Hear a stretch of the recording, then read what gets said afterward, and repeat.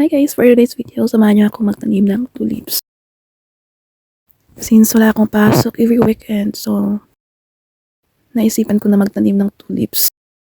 Maganda daw kasi magtanim ng tulips hanggang October to December bago mag-yellow ang lupa. Kasi ang tulips ay nangangailangan ng malamig na panahon para tumubo ng maayos sa tagsipol or spring. At ang spring sa Netherlands ay mula March 20 hanggang June 21. At syempre, if may plan ka magtanim sa Pilipinas, ay maaaring maging mahirap dahil ang tulips ay nangangailangan ng malamig na klima.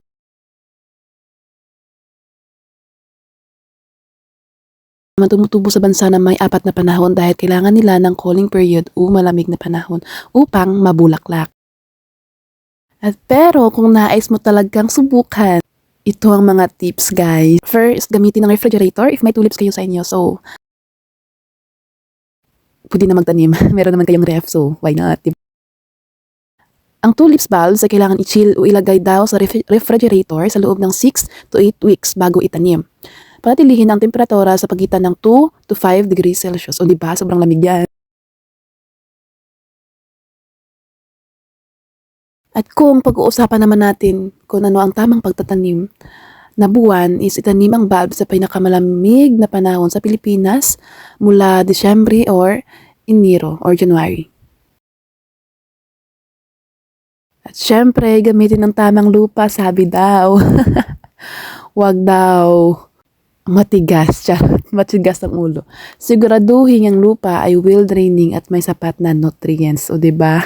I-test nyo muna guys yung lupa bago kayo magtanim, charot. At syempre, paano nyo alagaan ng maayos yung tulips nyo? Ilagay ang tanim sa lugar na may kaunting lilim at hindi sobrang init. At kung wala kayong tulips, edi pahinga kayo. Pero well, tingnan natin kung ano yung kinalabasan ng tulips kung natin nanim. O diba? Yan pala guys, yung itsura ng tulips parang sibuyas. So let's go. Tara, magtanim na tayo. Kasi nagpapakitang gilas ako sa partner ko para syempre. Uy, wag puro tamad, diba? Kailangan nating mag-work dito.